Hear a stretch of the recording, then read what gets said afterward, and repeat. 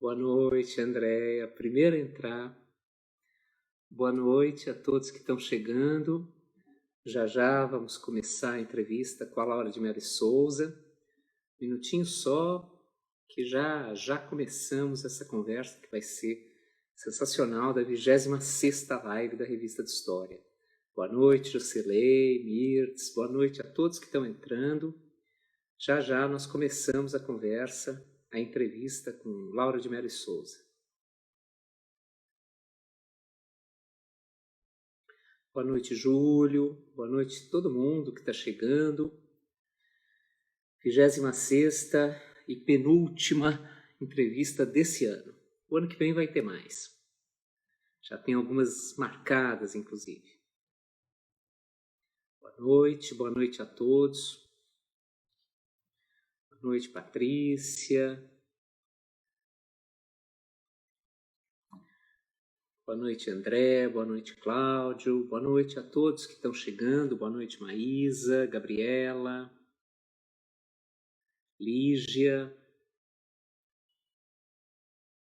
Boa noite a todo mundo que está chegando para essa 26ª entrevista da Revista de História. Boa noite, Laura. Oi, Julinho. Tudo bom? Tá me vendo? Sim. Está tudo direitinho, com imagem, som, tudo certo. Você também está ouvindo bem? Super. Então tá bom. Boa noite, Marina. Acabou de chegar uma certa Marina, não sei se você conhece. Ouvi falar. Boa noite a todo mundo que está chegando. Famosa.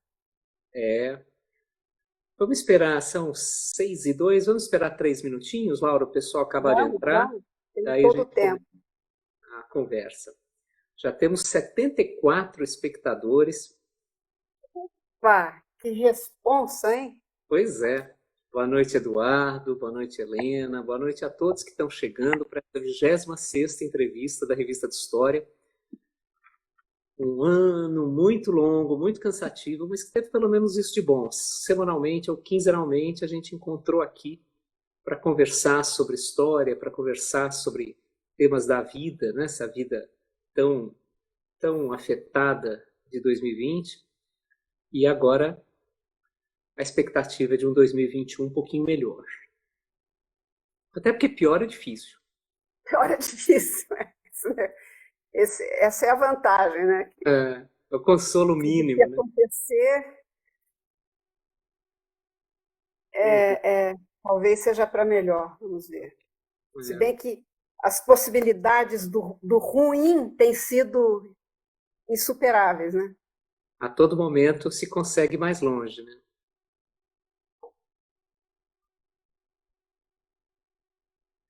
Boa noite a todos que estão chegando. Somos quase 100 já.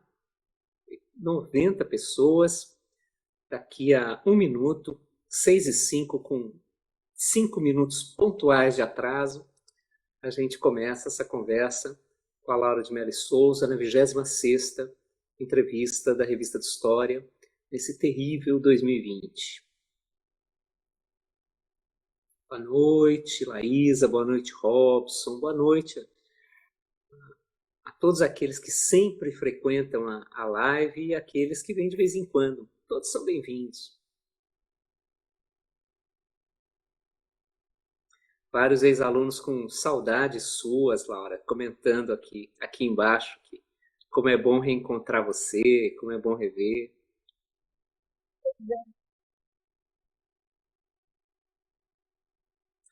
Bom, 6:05. Vamos lá? Eu acho que tá Vamos. Vamos lá? Então tá bom. Hoje, nessa 26ª Está live... oscilando um pouco, Júlio. Tá oscilando um pouquinho. Qualquer coisa, você dá um toque, ou eu dou um toque. Agora tá tudo bem? Você tá ouvindo bem? Está oscilando muito. E você consegue me ouvir? Você está me ouvindo bem? Estou ouvindo sim. O som tá bom, a imagem também tá boa. Não parece oscilar de fora. Você está conseguindo ouvir e ver direito? Eu te vejo perfeito. Agora estou te ouvindo bem também, mas está oscilando um pouquinho. As intercorrências... Agora parou. Tá. Então, vamos torcer para continuar assim. Hoje, na 26ª entrevista da Revista de História, temos a incrível, imensa, maravilhosa honra de receber Laura de Melo Souza.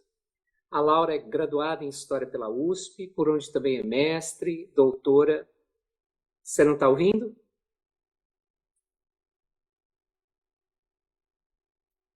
Não, eu vou fechar a porta aqui.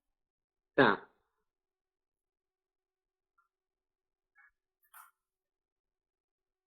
Eu não sei se está oscilando por aí ou por aqui. Não, para nós, para quem está assistindo, parece que está tudo direitinho. O pessoal está comentando aí nas mensagens que está tudo correndo bem. Então, agora, eu acho que era a porta, gozado. Eu fechei a porta e melhorou, parece. Vamos lá. Vamos lá. Então, a Laura é graduada em História pela USP, por onde também é mestre, doutora em História Social e livre-docente em História Moderna. Ela é professora titular do Departamento de História da USP e lá deu aula entre 1983 e 2014.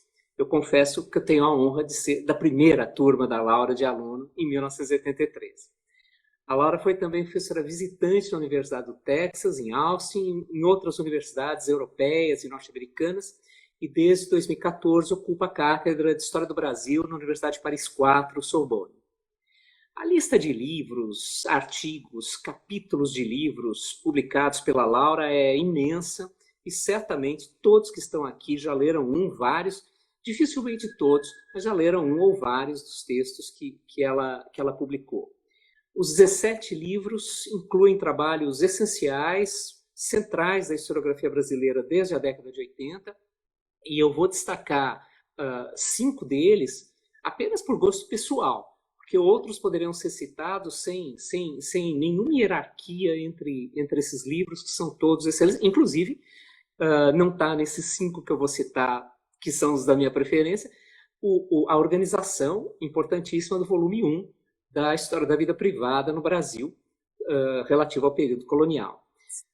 Entre os 17 livros, Desclassificados do Ouro, a primeira edição de 1983 pela Graal, e em 2017 uma reedição pela Ouro sobre Azul, O Diabo e a Terra de Santa Cruz, publicado pela Companhia das Letras em 1983, edição mais recente de 2014, Inferno Atlântico, Companhia das Letras 93, O Sol e a Sombra, Companhia das Letras 2006, e Cláudio Manuel da Costa, o Letrado Dividido, também pela Companhia das Letras em 2011.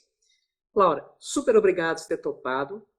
Uma felicidade ter você aqui. Eu fiz a maior expectativa, criei a maior expectativa para a sua entrevista, tal, com os nossos espectadores habituais. Muito obrigado. Eu que agradeço. Uma satisfação estar aqui na minha casa de novo. Para nós também. Há quase 30 anos, essa na verdade é a segunda vez que eu te entrevisto, a primeira foi há quase 30 anos, 20 e tantos anos, e eu fiz uma entrevista com você, juntamente com a Miss Timpanaro, que está nos assistindo, inclusive, para o jornal da escola em que as suas filhas estudavam e onde a Mirtz e eu dávamos aula de história no ensino médio. Nessa entrevista, a Mirtz e eu comentamos o impacto que foi para a nossa geração ler o seu mestrado, Os Classificados do Ouro, Estudo sobre a Pobreza Mineira no século XVIII, que depois virou o livro homônimo e que gerou também o que eu acho que é a porta de entrada de quase todo mundo que conhece a tua obra, que é o paradidático Opulência e Miséria nas Minas Gerais. Né? Nessa entrevista, você contou para a gente que, e até hoje, eu repito isso para alunos, para orientandos, etc., o que significou final dos anos 70, começo dos anos 80, quando você fazia a pesquisa que resultou nos Classificados do Ouro, o que significou ir para os arquivos, numa época em que prevaleciam os grandes intérpretes, as grandes interpretações historiográficas, em que a visitação direta às fontes, aos arquivos, era menos frequente do que depois se tornou. Queria começar essa conversa voltando lá atrás para o teu mestrado. Como foi buscar os arquivos lá no começo dos anos 80 e desvelar aspectos até então pouco lembrados, pouco sabidos, né? Mostrar um outro olhar sobre aquelas Minas Gerais da época áurea. Bom, Julinho, muito obrigada da pergunta que me remete aos Desclassificados, que é um livro do qual eu não enjoo. É engraçado, né? É o meu primeiro livro e às vezes eu acho que é o livro que eu mais gosto, que mais me dá a sensação de ter feito o que eu podia na época, né? Então, todos os outros às vezes me dão problemas pessoais, quer dizer, eu não gosto tanto. Os Desclassificados surgiu nessa época, como você disse, e eu era muito jovem, né? Pelo menos para a época. Hoje em dia todo mundo é doutor muito cedo, né? Mas eu era bastante inexperiente, comecei a pesquisa, eu tinha 23 anos, e as pessoas com quem eu falava me diziam que não era possível fazer aquele trabalho porque não havia documentação, né?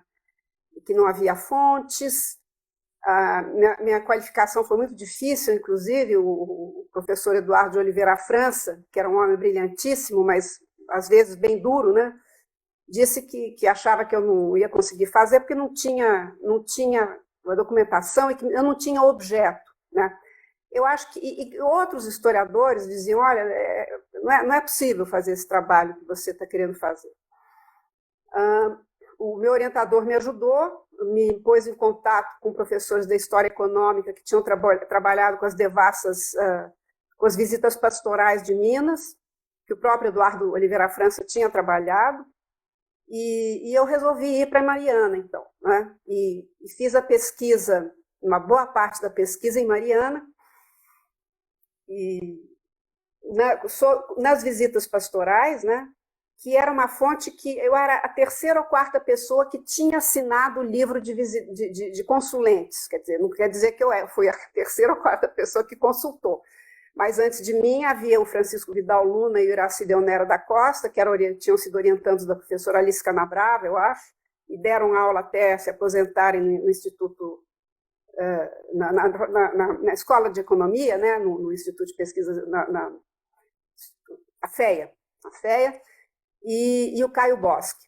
Então, eu já conhecia o Caio do curso de pós-graduação do Francisco Verfort, Teoria Política, que nós fizemos juntos, nos conhecemos, ficamos amicíssimos, somos amicíssimos até hoje. Caio me ajudou bastante naquele momento, né? E eu fiz o grosso da pesquisa sobre a questão do modo de vida nas devassas, nas visitas pastorais, que eu sempre digo que foi a minha porta de entrada, foi o que eu me tornei historiadora, consultando e trabalhando com as devassas, né? E a bibliografia tratava pouquíssimo, não havia praticamente nada sobre pobreza e desigualdade naquela época. O que havia de melhor, de mais inspirador, era o Caio Prado Júnior, né? Na formação do Brasil Contemporâneo, foi o livro que me inspirou. E havia bastante coisa naquela época na sociologia. Então, eu fiz vários cursos na ciência política e na sociologia, fiz cursos naquela ocasião, fui aluna do Lúcio Covaí, saudoso Lúcio, que recentemente faleceu, teve uma importância muito grande na minha trajetória. Eu, inclusive, trabalhei na revisão do livro dele, Trabalho e Vadiagem, que foi reeditado agora. E eu me vali, então, bastante da sociologia, né? E questão do homem marginal, e é claro, como toda a minha geração, marcada pelas conferências que o Foucault fez na USP, assisti essas conferências, li História da Loucura, o fascínio pela marginalidade, que pegou toda a minha geração, né, pelo mundo de Woodstock, essas coisas todas. Mas, então, a fonte eu tinha que procurar a documentação, não tinha conforto, não é? Porque não existia, tirando a Julita Scarano, que tinha escrito um livro muito bonito, Devoção e Escravidão, que eu gosto bastante, que falava de um pouco de pobreza, Eduardo Frieiro, O Diabo na Livraria do Cônego e outros estudos de história mineira, né? Tinha uma ou outra coisa, mas não havia uma reflexão. Então, para procurar ser convincente, né, eu tive que cercar de todos os lados. Trabalhei com os registros de prisão e soltura do Arquivo Público Mineiro também, né? minha pesquisa, trabalhei com os documentos interessantes também, perseguição de criminosos, os criminosos da fronteira, as quadrilhas da Mantiqueira, alguma coisa do Arquivo Nacional, mas o grosso da pesquisa foi feita no Arquivo Público Mineiro, né? E no Arquivo Eclesiástico da Arquidiocese de Mariana, que só funcionava à tarde, e aí começa a parte das aventuras, né? E aí, frequentemente, eu ficava trancada, chegava às 7 horas da manhã, tinha um menino que tinha tido autorização do arcebispo, do Oscar de Oliveira, para abrir para mim e me deixar trancada, desde que eu ficasse trancada lá até abrir o arquivo. Então, eu tinha que levar uma comida qualquer, um iogurte, uma coisa, porque só iam abrir o arquivo a 1 hora para o público, não é? E as viagens para Mariana foram extremamente importantes, porque foi uma viagem no tempo. Eu era uma jovem paulista, com família em Minas, no Rio de Janeiro, que circulava nas férias entre o interior de São Paulo, o Rio de Janeiro, onde eu tinha primos, e Minas Gerais, onde tinha a família do meu pai. Mas nunca tinha saído assim de uma zona de conforto, né? E eu pegava o ônibus noturno, né, porque eu era bolsista da FAPESP, de mestrado, era dura, né? Pegava o ônibus noturno, descia na rodoviária de Belo Horizonte, já era um pouco diferente da rodoviária de São Paulo, né? E aí pegava o ônibus para Mariana. E aí ele ia parando ao longo de todos aqueles antigos arraiais do ouro, que eu só conhecia de livro, eu não conhecia o interior de Minas Gerais, eu nunca tinha ido a Belo Horizonte, né? As minas que eu conhecia eram o sul de Minas, né? Poços de Caldas, Santa Rita de Cássia. E cheguei a Ouro Preto, de Ouro Preto peguei outro ônibus para Mariana, né? E aí ia entrando gente com galinha, com jacá de fruta, né? E uma população muito pobre, né? E tudo ainda muito rústico, era ano de 1977, né? 76, 77. E eu ficava num colégio de freiras, onde eu era a única mulher, porque havia uma empresa de mineração cujos mineiros ficavam hospedados lá. Então era muito complicado, porque eu me sentia muito insegura, né? E não conhecia ninguém, absolutamente ninguém, passava o dia inteiro no arquivo. Mas cada vez que eu ia, eu voltava, eu ia me aproximando do mundo familiar, né? Da grande cidade e tudo. E quando eu ia entrando no Brasil profundo, né? Então foi um grande aprendizado em todos os sentidos essa minha experiência no interior de Minas, né? Eu tenho um carinho muito particular por esse período. Não sei se respondi sua dúvida. Não, claro, é uma coisa que muitas vezes, quando a gente está começando a pesquisa, a gente perde de vista que não é simplesmente um caminho profissional que está em jogo ali. Há um amadurecimento pessoal. E há uma imersão em outros mundos, né? Isso, completamente. E total imersão em outros mundos. E Minas, para mim, ficou sempre isso, né? Esse desafio foi o trabalho mais desanimador da minha vida, porque meu orientador o tempo todo dizia que eu ia conseguir, né? Ele foi incrível o tempo todo. Mas o resto, inclusive pessoas que eu admirava muito, de quem eu era muito próxima, que diziam, não vai dar, não tem assunto, não tem objeto, não tem nada, né? E deu, e eu acho que é um livro muito importante, para mim foi muito importante, e hoje eu acho ele terrivelmente atual, sabe?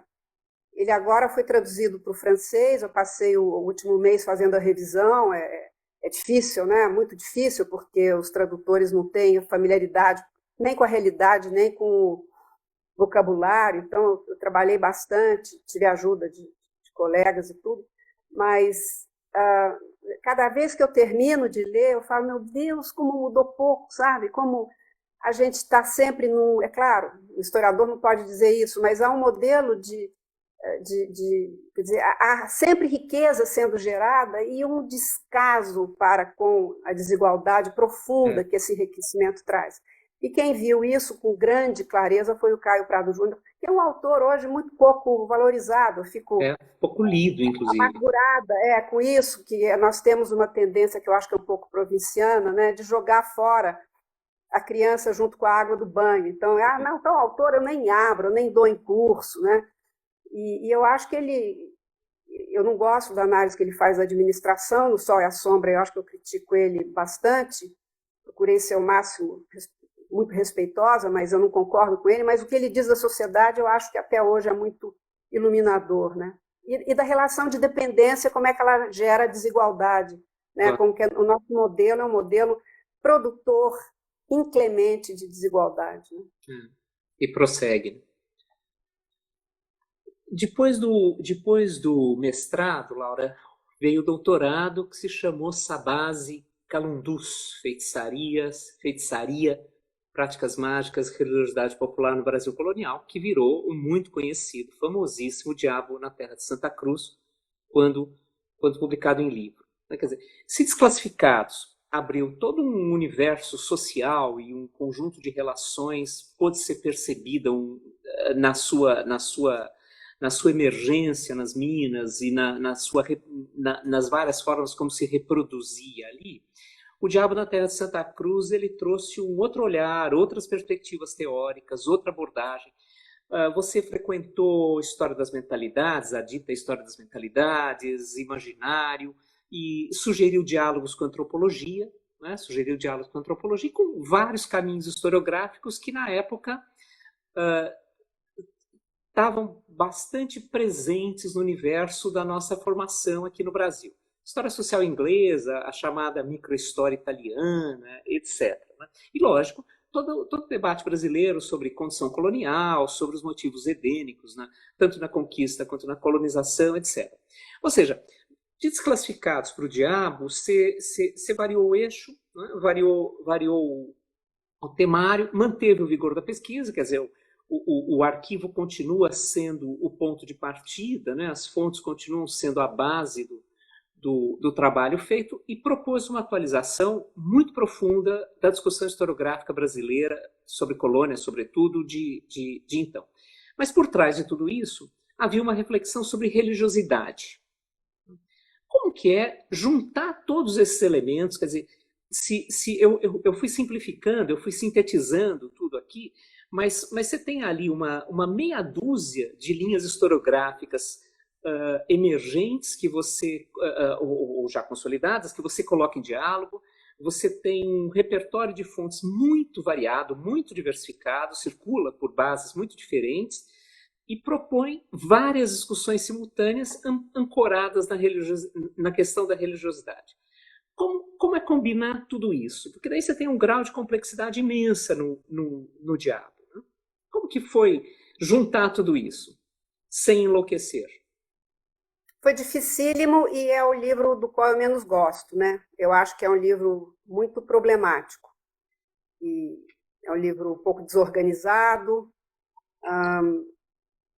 e o tempo era curto, os livros, quer dizer, a nossa vida profissional, ela não é a única parte da nossa vida, né? Então, nós temos, ao longo da vida, momentos de ups and downs, né? Então, foi um momento complicado da minha vida pessoal, tinha filhas pequenas, e depois a minha geração começou a desconstruir, né? Eu fui muito criticada no Desclassificados, porque diziam que eu adotava um modelo muito rígido, né? Marxista. Nunca fui marxista, mas eu fui muito marcada pelos marxistas heterodoxos, como Thompson, né? Mesmo Hobsbawm, que até hoje é um autor que me encanta, eu gosto demais do Hobsbawm, é uma leitura tranquilizadora do ponto de vista, está tudo arrumado ali, né? Mas eu fiz pelo menos um curso com o Rui Coelho, que era uma loucura completa, né? O Nicolau também fez, também sofreu o impacto do curso. E aí começamos, e a época era propícia para a desconstrução, né? Então eu não queria mais fazer um livro arrumadinho que nem o Desclassificados. E é um livro bastante desarrumado. Inclusive, as pessoas que gostaram do Desclassificados, amigos meus, não gostaram do Diabo porque ele era muito desarrumado, né? E depois também a docência me puxou para outros caminhos. Eu substituí durante 2 anos o meu querido amigo Hilário Franco Júnior como professora de História Medieval na Faculdade de Moema, que foi uma faculdade pela qual passamos vários de nós o Augustin Vernet, o Elias, Werner Altman, Nicolau. o Elias. O Elias não, o Elias foi para a PUC direto, eu acho. Mas eu, o Hilário, né? A irmã da Sueli Robles, a Nelly, dava aula lá, a Nelly.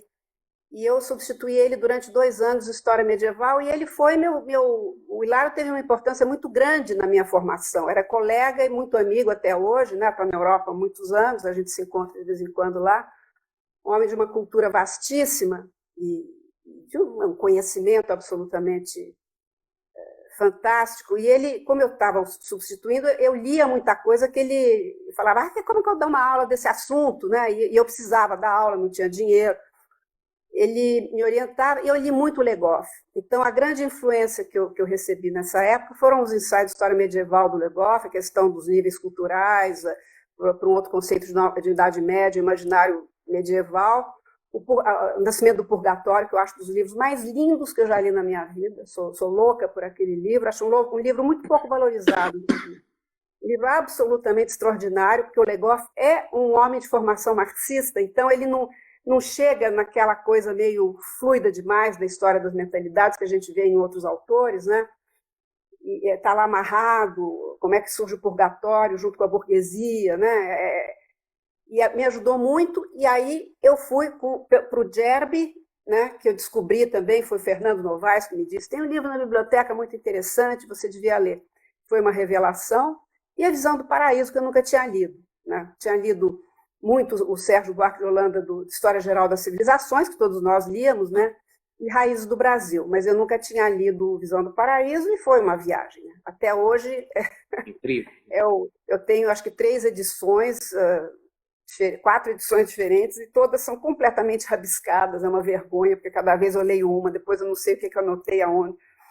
E é um livro extraordinário, quer dizer, foi o livro definitivo para pensar, fazer o contraponto do inferno, né, da visão infernalizada, e as cartas jesuíticas, tudo isso que dá que é um livro dentro do livro, né? Depois, a outra parte foram os processos da Inquisição, que o Fernando que me sugeriu, o tema foi Fernando Novaes que me deu. Os classificados eu escolhi, mas eu estava era uma época muito difícil da minha vida, eu estava sem bolsa, trabalhando que nem uma louca, com criança pequena, sozinha, e aí ele falou, Laura, eu tinha vontade que uma aluna escrevesse sobre feitiçaria, porque ele dava para a gente ler no curso o livro do Mandru, que ele adorava, é um livro lindo, não é propriamente sobre a feitiçaria, mas é um livro lindo, mais sobre demonismo, né? Possessão. Aí ele falou, veja bem, você pode fazer uma lista, procurar os autos de fé, ver quem foi queimada por feitiçaria. Aí eu fiquei entusiasmada, e eu era aluna da dona Anita Novinsky, que foi outra professora muito importante na minha vida, porque é uma mulher apaixonadíssima, que está com não pode dizer a idade dela, que ela não gosta, mas está com muitos anos e levou a defesa de uma tese o ano passado, que um amigo meu leu na Europa e gostou muito, né? Então, ela é uma mulher incrível, e ela apaixona os alunos, né? A gente era um bando de apaixonados pela dona Anita. Tive sorte de estar em Portugal fazendo pesquisa quando ela estava, então ela sentou do meu lado várias vezes para me explicar o que era um processo, não sabia nada, né? Nunca fiz curso de paleografia, tive que aprender na marra, dentro do arquivo.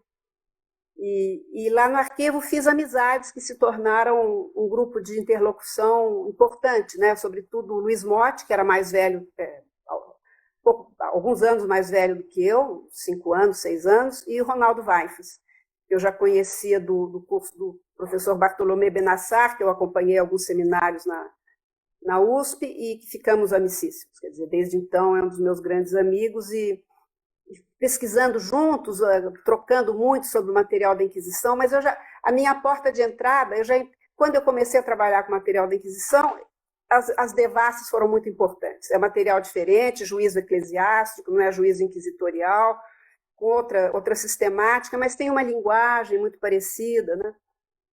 E aí tem outro núcleo, que é o núcleo da documentação, a leitura dos processos, onde eu não tinha tempo, e eu pedi bolsa do CNPq, foi negada. Aí eu fui com uma bolsa portuguesa. Eu não tinha bolsa, e fui com uma bolsa da Fundação Calouste Gulbenkian, que a Gulbenkian me deu bolsa. Fiz uma pesquisa que eu microfilmei a maior parte das coisas, depois fiquei 2 anos lendo no Brasil, porque não tinha como ficar em Portugal. E optei por fazer uma etnografia. Então, eu explorei pouco os processos. Eu descrevo muito, e acho que a melhor coisa ele é um livro que tem ressonância por causa da etnografia. Muitas teses saíram dos casos que eu levantei pela primeira vez, inclusive teses norte-americanas que mal me citam. Isso é uma mágoa que eu tenho de alguns pesquisadores estrangeiros. Mas no Brasil, ao contrário, no Brasil as pessoas sempre fizeram uma referência frequente quando encontraram respaldo no trabalho. Eu sei que ele foi ponto de partida de muitos trabalhos, pelos casos que não eram conhecidos, como dos negros mandingueiros, que deu uma tese muito interessante da Vanicleia, né, Santos, que fez tese com a Marina, e que hoje eu voltei. É um dos assuntos aos quais eu voltei, o das bolsas de mandinga, que eu não tive a menor competência de examinar, mas a etnografia está lá, né? Então, a etnografia é a parte que me dá mais satisfação. E, claro, o professor Benassar, com o seu livro sobre a Inquisição Espanhola, foi muito importante. O Fernando Novaes, porque eu acho que, na verdade, eu desde então comecei a perseguir o imaginário do sistema colonial, né? É sempre em função da relação no Atlântico Sul então, Brasil-África, Brasil-Lisboa, África-Lisboa, né?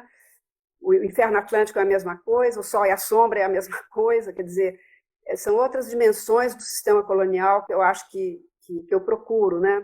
Então, eu, na verdade, sou uma discípula do Fernando numa outra geração e com outras leituras, mas ele me formou, sempre digo isso, quer dizer, eu fui formada intelectualmente, eu era uma menina bastante tola quando entrei na universidade, e ele ensinou a mim e a todo o meu grupo, nós tivemos sorte de fazer esse seminário com ele o ano inteiro, né? Hilário, Leila Mezan, nós devemos muitíssimo a leitura do Fernando, que era muito eclética, quer dizer, eu fui ler Foucault, o Fernando, Mandru, Duby, tudo isso eu li no seminário do Fernando, e lia também Max Weber, né? História das Doutrinas Econômicas, do Eric Hall, a gente lia tudo.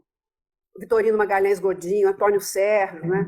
Então, foi um seminário absolutamente excepcional que eu fiz com ele. E a grande descoberta, em termos historiográficos, foi o Sérgio Buarque de Holanda, Divisão do Paraíso, e o Carlo Ginzburg, do Queijo e os Vermes. Foi o livro que me marcou. Depois é que eu fui ler Os Benandantes, mas naquele momento foi o Queijo e os Vermes. E desde então, e durante décadas, a minha principal referência intelectual no mundo da historiografia foi o Carlo Ginzburg, né? E também uma boa parte da historiografia italiana, o Piero Camporese, eu usei muito, que é um historiador da literatura, e mais recentemente o Adriano Próspero, que eu acho um historiador absolutamente extraordinário. Então, acho que aí o Bastide, e é claro, a antropologia que você fez referência, né? O Roger Bastide, As Religiões Africanas no Brasil, que eu considero ainda um grande livro.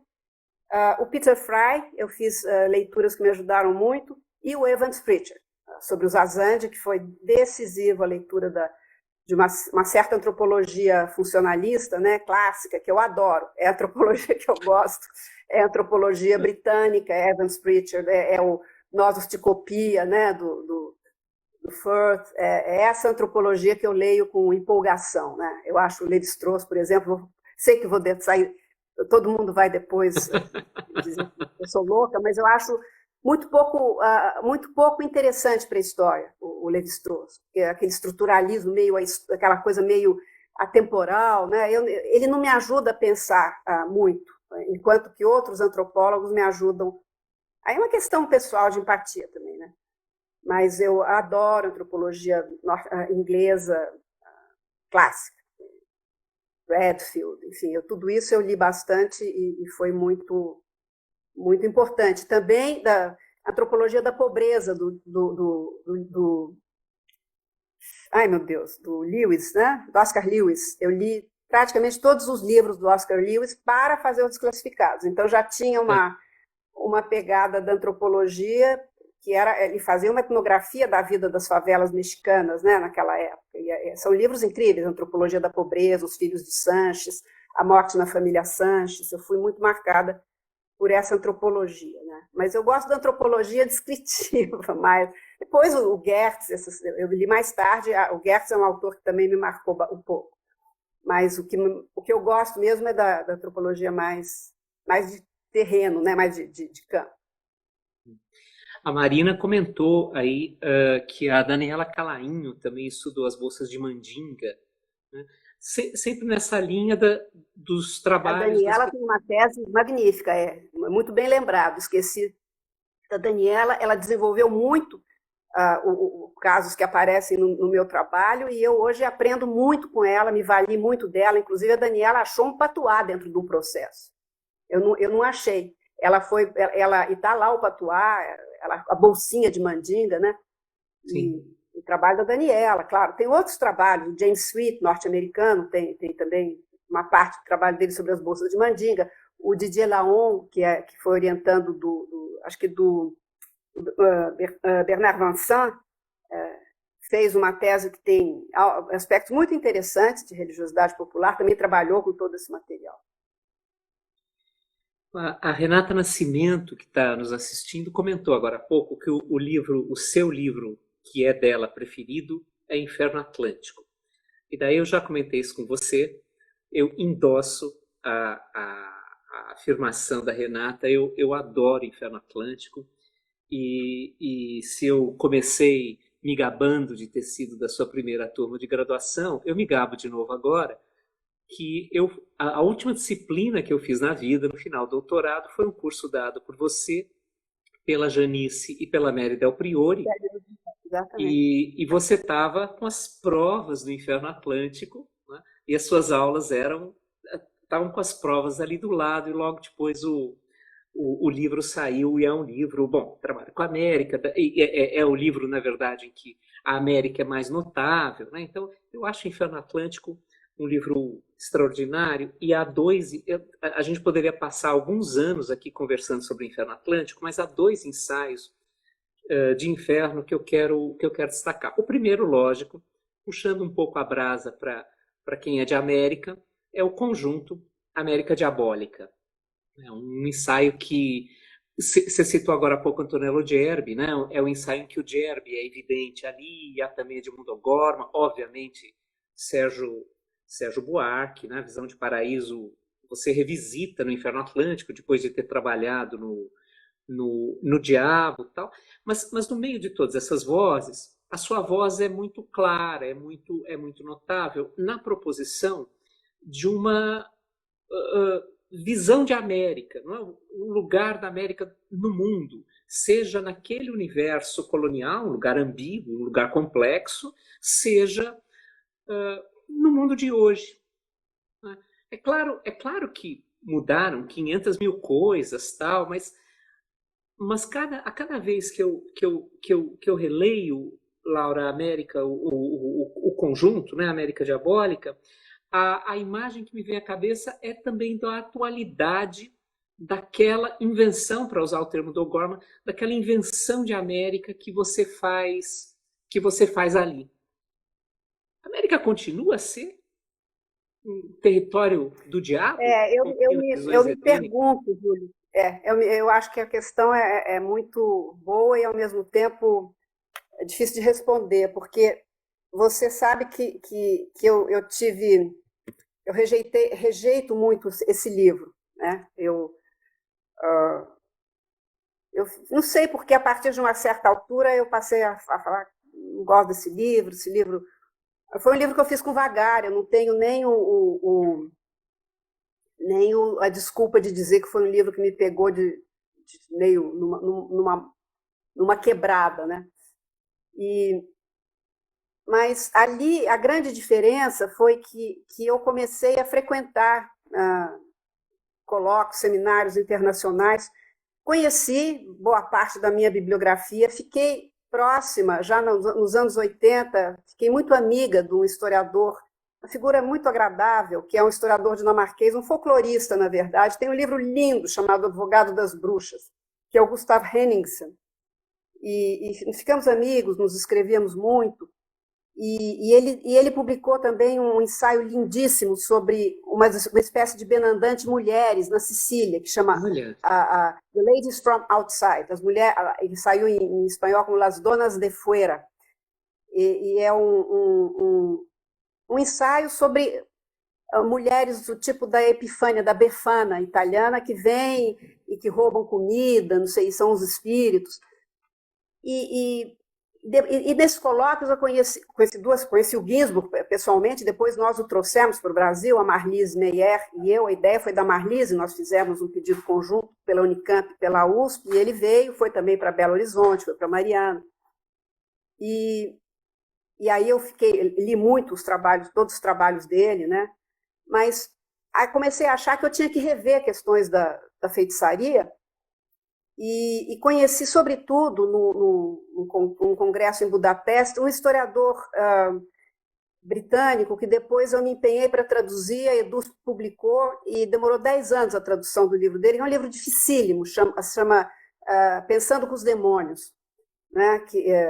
Thinking with the Demon, Pensando com o Demônio, saiu pela Edusp. É um livro de quase, sei lá, 800 páginas, muito difícil, a tradução foi muito difícil, não ficou boa. E conversei muito com ele, em mais de um colóquio, e ele se interessou muito pelo que eu fazia, e ele me disse, mas você devia estudar demonologia, porque você ficou na etnografia da feitiçaria, mas tem um pensamento demonológico, que é o assunto dele, né? A grande autoridade, deve estar velho agora, mas está ativo ainda, era um homem muito, muito interessante. E ele disse, falei, mas não tem demonologia no mundo português. Ele disse, você que pensa. Eu conheço as cartas jesuíticas. Ele lia um pouquinho de português e ele falou, eu conheço, eu sei que tem. Na Espanha também dizem que não tem, mas tem. Você tem que procurar onde ela aparentemente não está. E aí eu comecei a reler coisas que eu tinha lido, a confrontar com as fontes espanholas, né? Dos espanhóis sobre a América, e, sobretudo, a descoberta do Sérgio Grudzinski, que foi um pouco pela mão do Ronaldo, que já tinha lido da Idolatria, que ele escreveu com a Carmen Bernard, foi publicado naqueles anos A Colonização do Imaginário, eu comprei, e fiquei completamente fascinada com o Grudzinski, como sou até hoje, né? Eu acho que ele é um dos autores mais importantes da historiografia contemporânea na Europa. E aí, com tudo isso, eu fui revendo. Então, a América Diabólica é uma tentativa de ver a questão da demonologia. E vi também uma comunicação incrível nesse colóquio de Budapeste de um historiador da arte australiano chamado Charles Zika. E ele falou um monte de coisa que eu gostaria de ter dito e que eu estava pensando e que ele apresentou de uma maneira super brilhante, que é a importância da descoberta da América para a argumentação a favor da caça às bruxas. Quer dizer, e que reitera a ideia de que a gente não pode pensar só de um lugar, né? Então, por exemplo, Jean de Lery, quando ele fala dos Tupinambá, ele fala, pois é, eles são os coitados, não foram cristianizados, eles comem seus inimigos, ele percebeu que era uma antropofagia ritual, mas muito pior do que eles são os protestantes, são os católicos que queimam bruxas e que perseguem os protestantes, porque ele era protestante, né? Depois a argumentação semelhante no Giovanni Botero, que é o capítulo que eu mais gosto do Inferno Atlântico. Eu acho que é um capítulo realmente muito bem sucedido, me deu muito trabalho e eu acho que ele é enfim, ele me dá orgulho de ter feito. A demonologia está lá no Botero também com o mesmo argumento, quer dizer, os coitados dos índios não tiveram chance de conhecer a palavra de Cristo, dizer dos protestantes que vendem banha de católico na feira, né? Então, eu comecei a perceber a questão da metáfora, né? De como a América é um permanente repositório de metáforas para a Europa resolver os seus problemas, os seus demônios internos. E isso desde da utopia do Thomas Moros, né? Quando eu comecei a usar a utopia nos meus cursos, e que eu tive que ler no miúdo, né? Toda a primeira parte da utopia é uma reflexão sobre a Inglaterra, né? Quando ele fala que os carneiros devoram os homens e tudo aquilo, quer dizer, o não lugar é para pensar o que pode ser um lugar, né? Que é a Inglaterra, a Grã-Bretanha, na verdade, né? E E aí o Inferno Atlântico foi essa necessidade de revisitar para repensar essa questão da necessidade que o Ocidente tem de projetar seus demônios para outros lugares para poder tentar resolver os seus demônios internos. Fizeram isso também com os persas, né, com os mogóis, com os africanos. Então, é o espelho da Europa, né? A América e o espelho da Europa. Essa questão eu acho que é muito candente, né? E hoje ela está presente de uma maneira dolorosa, porque o mundo inteiro está caindo em cima da Europa, não é? Então, eu nunca tive tantos alunos de origem africana quanto eu tenho na Sorbonne. São franceses, vêm da África de língua francesa, né? Eu tive 5 orientandos das Ilhas Comor. Eu não sabia onde eram as Ilhas Comor, tive que procurar no mapa, né? Uma delas é francesa ainda, que é Mayotte, é uma das províncias francesas do ultramar. Tive que aprender sobre as Índias francesas, as ilhas, as Comor, que são do Oceano Índico, né? Porque eles queriam falar, eles vieram já no protocolo de Bolonha, eles vêm fazer o Master 1 e o Master 2, quer dizer, o mestrado 1 e 2, que completam o 4º e o 5º ano da graduação. Então, são trabalhos bastante simples e um pouquinho de leitura eu vejo mais a forma e tudo.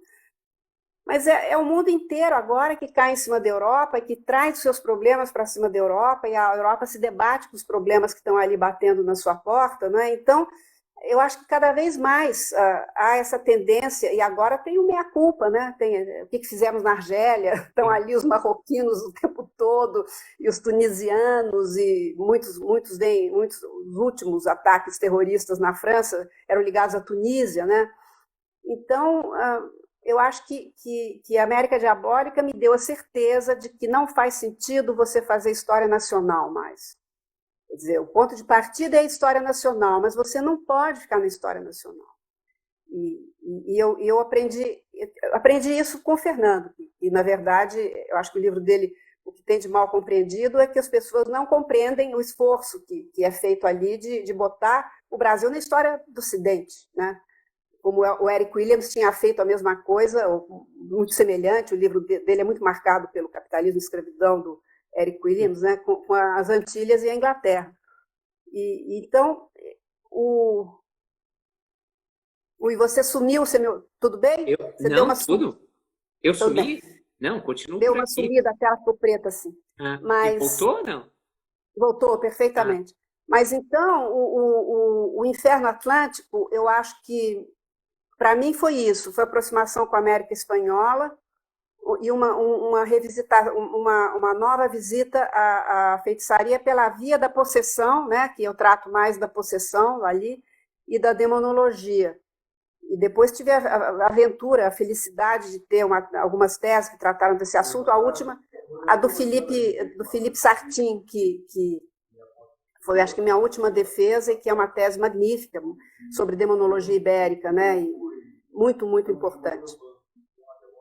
E eu gosto muito do capítulo que você me disse que você gosta, que é o do Bernardo Guimarães. Eu acho que são os 2 capítulos que eu mais gosto lá, são o do Botero e o do Bernardo Guimarães, que, na verdade, são os 2 que analisam texto, que fazem uma análise de texto mais canônica, né? O do Bernardo Guimarães, eu acho que tinha que ser leitura obrigatória. Eu sou muito fã daquele ensaio. Essa leitura obrigatória, porque é a análise de texto, mas é uma análise de texto muito circunstanciada, não é muito trabalhada. É uma análise de texto feita por historiador, né? Isso, não é exatamente. Feita por por crítico exatamente. literário. É um ensaio maravilhoso. E, inclusive, vamos aproveitar a live para instigar as pessoas a lerem o ensaio sobre o Bernardo Guimarães, que está lá no Inferno Atlântico, né? Laura, o pessoal comentou... Bom, mas já que... O Bernardo Guimarães é um autor do final do século XIX.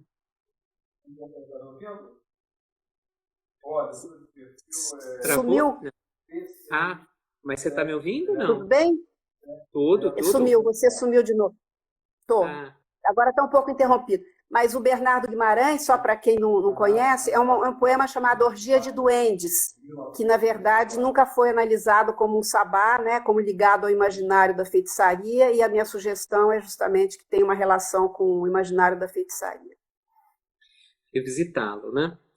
Laura, o tempo está acabando, então eu vou fazer como uma última questão. As pessoas levantaram várias questões aí, mas infelizmente uma live é pouco, a gente precisa marcar mais umas 8 ou 10, mas a última questão tem que ser mais ou menos óbvia, né? Você circulou por muitos temas, você circulou por muitas referências historiográficas, teóricas, etc. Estabeleceu diálogos, junções, etc. O que responde, inclusive, a uma pergunta, você respondeu na prática uma pergunta que eu não li para você, mas que foi feita no chat, de se você achava importante que, num curso de graduação, os estudantes fossem apresentados a diferentes perspectivas, etc. A sua fala mostra que isso é essencial, né? Que não há como escapar disso. Eu sou completamente eclética. Claro. O que você pesquisa hoje? E o que você falaria para jovens pesquisadores? Vários deles estão assistindo essa entrevista. Bom, eu pesquiso desde 2003 uma coisa infindável, porque é quase que impossível de realizar. Lida com 3 cortes, 3 monarquias diferentes, arquivos em vários países do mundo. E eu já fiz toda a parte de arquivo, mas tem que sentar para escrever. Só escrevi uma pequena parte, porque aí fui para a Europa, e na Europa eu dou muita aula, né? E lá se abriu uma outra exigência, porque eu dou aula de expansão europeia no Oriente, então eu tive que estudar para a Burma, uma bibliografia maravilhosa, e hoje só reforça o que eu sempre achei, quer dizer, o que eu aprendi estudando os portugueses na China, os portugueses no Japão, os holandeses em Java, me reforçou a ideia de que nós não podemos ficar presos a recortes muito particulares. Então, eu fui marcada pela microhistória. A microhistória marcou muito a historiografia brasileira, e eu acho que ela só tem sentido na medida em que você junta os 2 fios. Então, o Fernando repetia para a gente todas as aulas, né, que o historiador tem que se ver sempre com o caso específico e com o caso quer dizer, a conjuntura e o tempo longo, né, e o tempo curto, o tempo todo, né? E eu acho que o trabalho do historiador e da pesquisa, a gente começa sempre circunscrevendo. Então, o trabalho de mestrado é sempre mais circunscrito do que o trabalho de doutorado, mas o objetivo último do historiador é saber fazer síntese. Eu acho que a gente começa fazendo microhistória e monografias muito recortadas, porque a gente não sabe fazer síntese. E eu sabia perfeitamente que eu não tinha condições de fazer síntese. E, nesse sentido, o arquivo é uma espécie de muleta do historiador que está começando. A gente só trabalha em cima de documento, levanta documento, escreve com uma documentação enorme. Mas conforme a gente vai ficando mais velho, vai tendo mais leitura, mais experiência, eu acho que o grande objetivo hoje para mim são as sínteses elegantes. Tudo que eu queria era escrever um livro, que nem o Stuart Schwartz escreveu o livro dele sobre os furacões, que nem o John Eliot escreveu o livro dele sobre o Império Espanhol, ou o livro dele em cima das vidas de Plutarco, Richelieu e Olivares, né? E são historiadores velhos. O que é animador para os jovens é que história é muito divertido, eu acho, e a gente tem assunto para o resto da vida. E os grandes historiadores são os historiadores velhos, apesar de muitas vezes as grandes obras dos historiadores serem obras de juventude, né?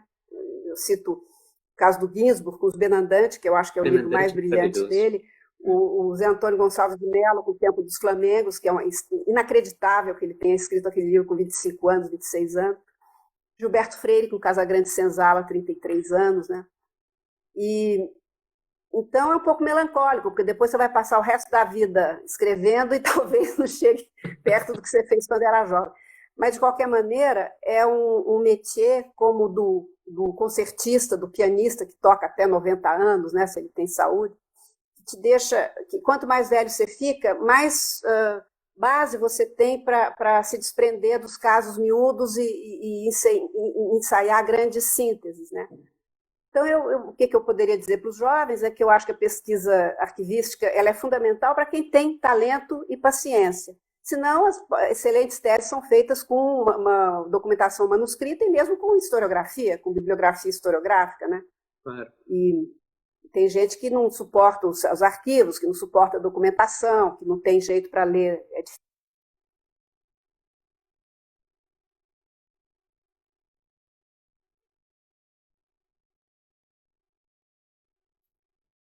Tá dando. Porque acho que entrou uma chamada minha aqui que eu recusei. Ah, tá. Mas então é isso. É imprescindível pesquisa de arquivo? Depende do tipo de história que o historiador faz. Para o tipo de história que eu queria fazer, era imprescindível, né? E tem outros historiadores fazem. O Hobsbawm, por exemplo, A Era das Revoluções é uma beleza de síntese, né? E é um trabalho todo feito com base em bibliografia, né? Então, eu acho isso, né? E o Brasil tem muito assunto para ser trabalhado, porque nós temos uma historiografia universitária muito recente, né? Eu pertenço à segunda geração, eu acho, de historiadores que fizeram curso de pós-graduação, né? Então, é uma historiografia recente, muito pujante, com uma qualidade média muito considerável, né? E com uma boa produção, em um país muito grande. Então, você pode começar fazendo história regional, né? Mas o meu apelo é esse, é que a gente não fique olhando para o nosso umbigo, mesmo porque eu acho que isso, hoje em dia, é um desafio ideológico e político, porque nós estamos num momento de fechamento, de negação da importância do mundo globalizado, das vantagens. Tem muitas desvantagens, mas tem muitas vantagens do mundo globalizado, né? Em São Paulo, e nós estamos falando, e também não faz sentido a gente achar que a nossa história é única, a nossa história ela tem que ser o tempo todo relacionada à história de outros países, né? Eu dou aula numa universidade estrangeira, na França, e eu começo meu curso com a chegada dos franceses, depois é que eu vou falar dos índios, porque é a maneira de fisgá-los, de dizer, olha, como disse o Capistrano, durante 50 anos não se sabia se o Brasil seria Maír ou se seria Peró, né? Que eram as duas designações que os Tupinambá davam aos franceses e aos portugueses. E aí eles têm que saber que os franceses tentaram o que puderam se estabelecer no Brasil, estavam tentando ainda, segundo a tese da Fernanda Bicalho, em 1763, não é?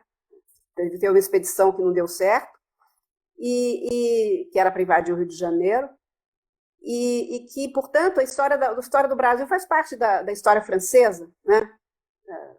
Os reis da França, o Nicolau de Villegagnon, eu falo, às vezes, para um pouco de sofismar, eu digo, Rio de Janeiro foi fundado pelos franceses, São Luís do Maranhão foi fundado pelos franceses, não é? Chama São Luís por causa de Luís XIII. Então é isso, eles não podem fazer história, eles são muito hexagonais, né? Fazer história da França sem olhar para o resto do mundo. Eles estão lá com a África dentro deles, estão lá com a Ásia dentro deles, cheio de vietnamita que vieram da antiga Indochina, né? E nós a mesma coisa, quer dizer, nós temos 10 países que falam espanhol na nossa fronteira, nós temos que olhar para os países do lado e para a história dos países do lado e saber que a Guiana, que está aqui no norte, nós invadimos a Guiana para dar o troco, né, em 1808, para dar o troco da vinda da família real, Dom João. Um dos primeiros atos do Dom João foi invadir a Guiana. Então é impossível eu acho que é impossível e ideologicamente complicado nos dias que correm você achar que a gente pode se fechar na história do nosso país. Eu acho que tem que mostrar cada vez mais que a história ela é condenada, no bom sentido, a estabelecer relações, né? Acho que isso tem sido feito, muito bem feito, aliás, pelos africanistas brasileiros, que impuseram o estudo de história da África, né? Mas não podemos deixar de lado o estudo também da história da Europa. A gente tem que conhecer o estudo de história da Europa. Nós falamos português, que é uma língua europeia. Camões é um poeta da nossa literatura. Nós temos o direito de dizer que Camões e que essa de Queiroz é um dos grandes escritores do século XIX europeu e escreve na nossa língua. Então, faz parte da nossa tradição cultural, né? E é isso. Eu acho que o nacionalismo pode ser o uma das grandes alavancas para uma crise maior ainda do que a gente conhece no momento, sobretudo na Europa, né? O Mitterrand dizia que o nacionalismo é a guerra. E na Europa eu não tenho a menor dúvida que o nacionalismo é a guerra. O nacionalismo é Madame Le Pen na Europa, né? Então não tem saída. A gente tem que pensar numa escala relacional e comparativa, eu acho. Laura, que maravilha, que maravilha. Super obrigado. E eu acho que esse desfecho, Obrigada, ele, lógico, ultrapassa, né, toda a nossa discussão historiográfica, porque ele nos faz pensar no que a gente está vivendo, em tudo de terrível que a gente enfrenta. Exatamente. E de que é necessário ultrapassar. Né? Pensa a frase do Trump, né? Fazer a América grande de novo. É nessa tendência. Né? Exatamente. Super obrigado. Obrigada, Zulina. Adorei ver aí tantas pessoas queridas e que foram importantes para mim e de poder colaborar com esse projeto importantíssimo que é o da Revista de História, que você é o executor. Obrigado. Para a revista é uma honra. Muito abraço. Para todo mundo que assistiu, muito obrigado. Semana que vem temos a Flávia Galitati, não é? Uma entrevista que precisou ser adiada, que era para ser em novembro, e a semana que vem a faremos, e encerraremos então esse ciclo de entrevistas esse ano. Mas fevereiro a gente está de volta. Laura, beijo imenso. Outro, Júlio, obrigada. Tchau. Tchau, tchau.